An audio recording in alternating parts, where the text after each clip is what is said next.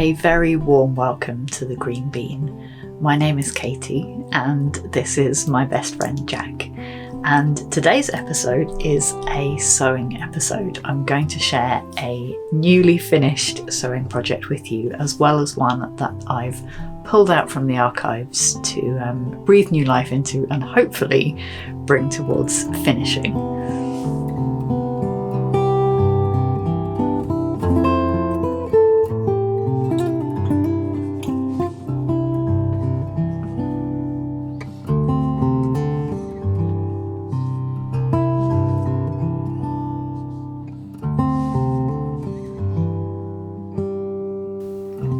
Right now I'm working on hand finishing for a brand new pair of dungarees, and if you've been following my videos for a while you will know that my quest for the perfect pair of dungarees has been many years, and I'm so happy to have finally arrived at a pattern that I'm happy with and confident in sewing.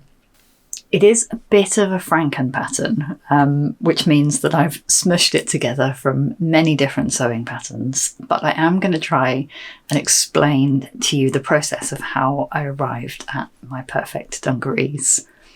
So the journey began with my perfect trousers, for which I used actually a sweatpant pattern by Burda 6659, which is designed for jersey fabric, and I had sewn it in jersey fabric a couple of times and was really pleased with the fit, and decided to experiment with turning it into a pattern for woven fabric. So I sewed a muslin in a plain woven fabric, and instead of gathering the waist for elastic like I did with the jersey version, I basically draped this muslin on my body and made pleats at the front and darts at the back. To turn these trousers into dungarees, I mashed them together with the back and bib from a McCall's overall dress pattern, M7831. I didn't make this exactly as according to the pattern.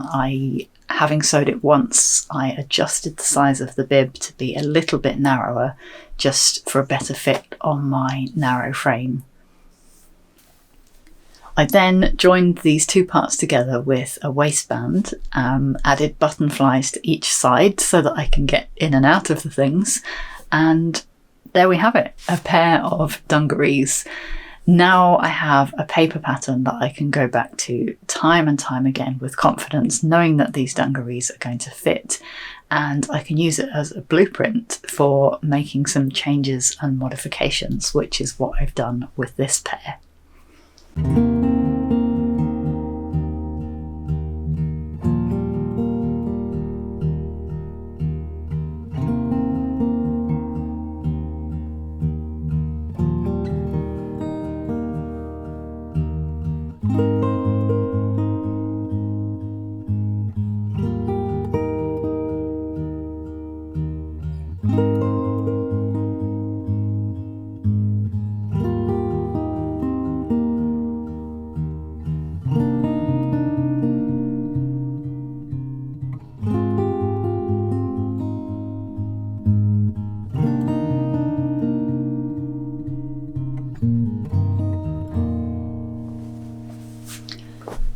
So what did I change? First of all, it's summer, so I knew I wanted this pair of dungarees to be shorts, and I decided on cutting them right at my knee. I feel like any shorter than that, I'm not going to feel super comfortable wearing them, so I've cut them as long knee-length shorts. Secondly, instead of the pleats and slash pockets at the front, I decided to go for big patch pockets, which I think look a little bit more casual and go a bit better with the short length of these dungarees. The fabric is a cotton corduroy in this gorgeous grey-green colour, which I purchased from Ray Stitch. For the lining, I chose some leftover fabric from a dress that I'd made previously, this cute print with Highland coos on it. I didn't have a lot left over, so I had to kind of mix and match some smaller pieces together and make do. You can see here I'm using right up to the selvage to get the print that I want on the inside of my dungarees. But I love this way of using up my scraps. I always keep my scrap fabric. I have lofty intentions of getting into quilt making at some point, but until then I always find uses for my scraps as details and linings. The patch pockets I drafted myself, and my intention with them was for them to be as big as possible, big enough to hold my mobile phone basically. And I wanted to show you this little trick that I used to give them a really nice curved edge. I cut this pressing template from just a leftover box of chocolate, and you can see I can use it, I can iron up the edge around that curved template to give a really neat rounded edge before I attach the pocket. Because it's quite a thick fabric, I graded the seam allowances, which means I'm trimming them so they're not all exactly the same width, which makes, basically it makes things a little bit less bulky on the inside of my dungarees. For sturdiness, to make them hard wearing, I added interfacing to the front and back bib pieces and the shoulder straps and the waistband. And I also sewed flat felled seams, which is a really nice finishing technique which encloses the raw edges of your fabric and means that your seam is sewn double. You stitch it once with the wrong sides together, then you trim one of the seam allowances and fold the larger one over the smaller one, which hides the raw edge inside, and then you top stitch it down.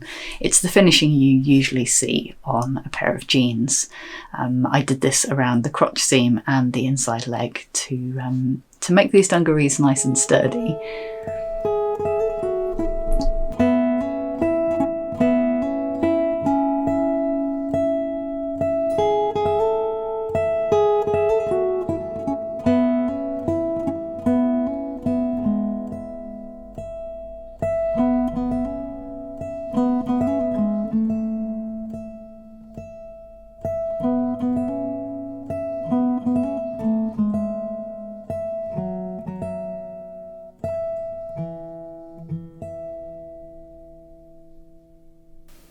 Right now I'm sewing the buttonholes by hand because my rather basic sewing machine just does not enjoy sewing buttonholes in thick interfaced fabric like this.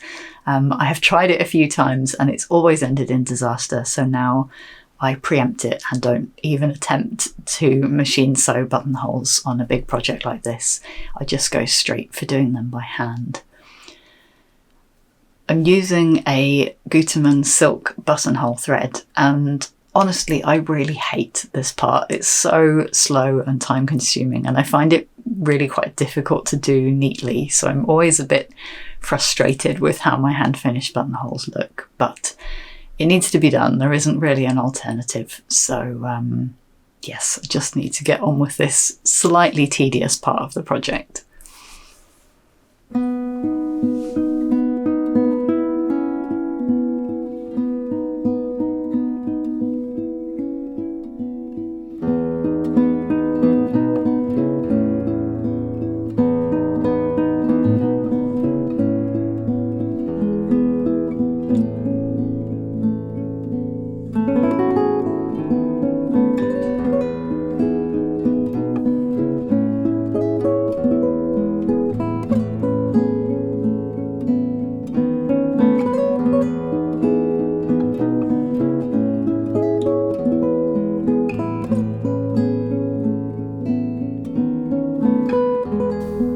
And now the buttonholes are all done, the last bit of sewing is to secure the waistband inside and enclose all of these raw edges.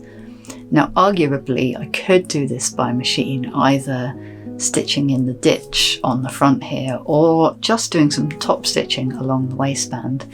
But again, that's a lot of bulky interfaced fabric for my poor basic sewing machine, and it's very visible. It's right at the centre front, and if it goes wrong, it's not going to look good. So for a more reliable finish, I prefer to hand sew this bit on the inside. I can do it really neatly, take a bit of care with it, and not worry about not stitching through all of those layers or not catching things in on the wrong side, but just doing it by hand slowly and carefully and finishing this project off really nicely.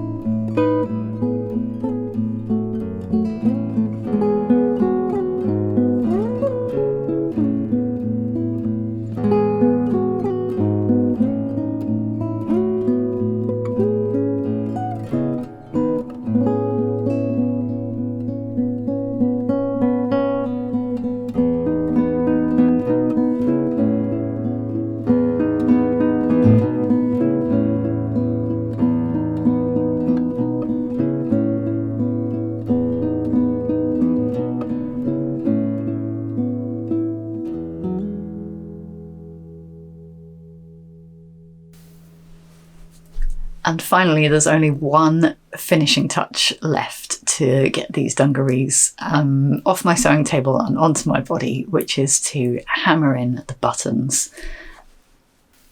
I'm adding these to the top of the bib and to the side fly openings, and now my dungarees are finished and good to go, and I'm really chuffed with them.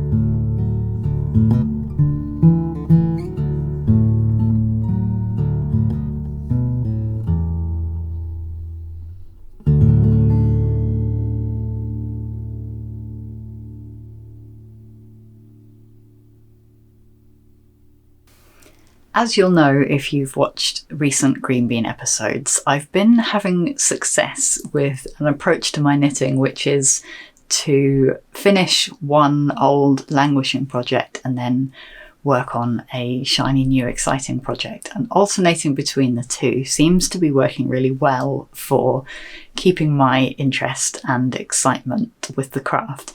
So I thought I would try a similar approach with my sewing, and having finished my shiny new exciting dungarees, I decided to pull out a project from the archives. And if you've been watching my videos a long time, you may recognise it, but it is from a long time ago. It is this green embroidered, well, it's going to be a dress. It doesn't obviously look like a dress quite yet. It will eventually be View P from Stylish Party Dresses by Yoshiko Tsukiori, which is a dress I have made at least 6 times. You can see I'm actually wearing one right now. It is my go-to sewing pattern. It's really simple to sew. I made a couple of modifications. I lowered the waistline so it hits my natural waist rather than an empire line. And what else did I do? I added some pockets to the side because I don't know what the point of a dress without pockets is, but that's really the only changes I made, and I've made this pattern many times over and I love it. Since pulling this project out from hibernation, I've now finished the embroidery on this, which is the back piece. It doesn't quite look like a dress piece because you may be able to see the faint outlines for cutting it, but in order to have space to accommodate my embroidery hoop, you can see on this one where I'm currently working, I needed to leave more than the seam allowance so that there was space for my embroidery hoop. And once the embroidery is finished, I will then cut this pattern piece to the right shape and size, ready for sewing. So as I say, since I pulled it out from hibernation, I finished the embroidery for this back piece, and I'm now working on the embroidery for the front around the neckline.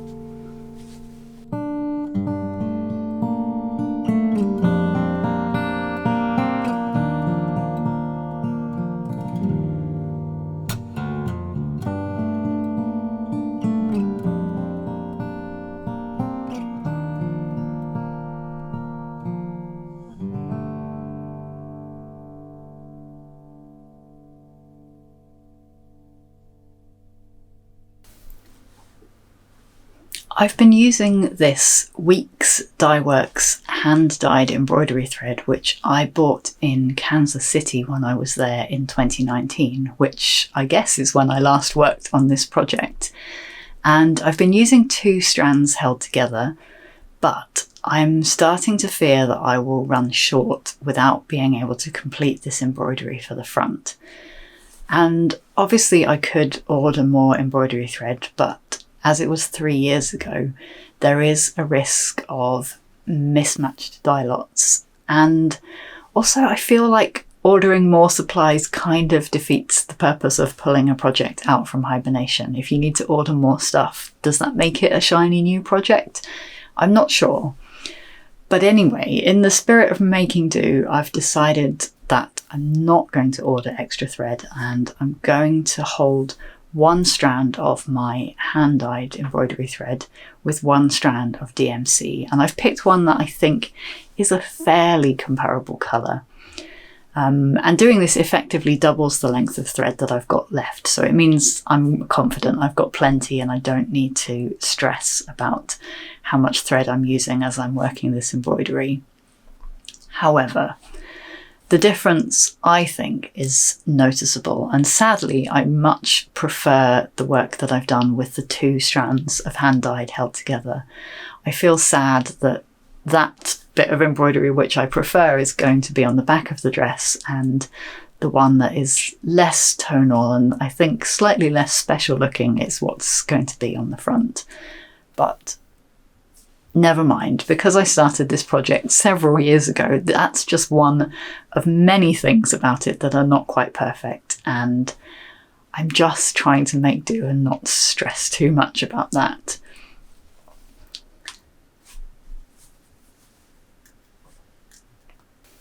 Like I said, because I started this project several years ago and my crafting skills and techniques have evolved quite a lot in that time, I'm finding there are lots of things about it that I would change if I started this project now. And it's really difficult not to want to abandon the project entirely because of those things that I'm not happy with. But I'm just trying to make the best of it and embrace the decisions that Katie of 3 years ago made about this dress. The first of those is, because this linen is really fine, it's really quite see-through, it definitely needs a lining. And if I were to start this project now, the way I would approach that would simply be to make a slip dress to go underneath, and then I could use that with other garments as well. But Katie of 3 years ago did not make that choice, presumably to save a bit of money on the silk lining, because I decided on silk lining. I decided only to do a lining for the skirt and to actually sew that into the dress. So yeah, it's going to be a little bit bulkier at the waist than I would like, but I'm just going with it. I don't have enough silk to make a full slip or a lining for the front. So a lined skirt is what it's going to have. And the way I was going to deal with the see-throughness at the front of the dress was just to simply make a double layer of the linen. So I've got enough of the linen to make it double thickness at the front, and the single thickness at the back will be fine because it doesn't really matter if the back is a little bit translucent. I also found that as I pulled this project out of the box and pressed it and gave it some love, that some of the pieces were cut quite off grain, and in order to square them up I've obviously had to lose a little bit of length, which means the skirt is going to end up being slightly shorter than I would like, and possibly it's going to raise the waistline a little bit. But I'm just going to have to make do. I don't have more fabric to cut new pieces, and I'm definitely not redoing all that embroidery. So a slightly shorter dress is what I'm going to have to settle with.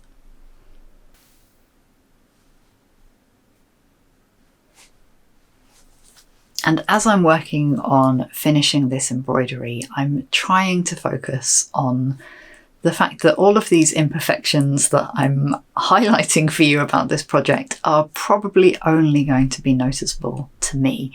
Most people will see this finished project as a cute little green dress with some lovely hand embroidery on it, and I'm sure it will all come together fine.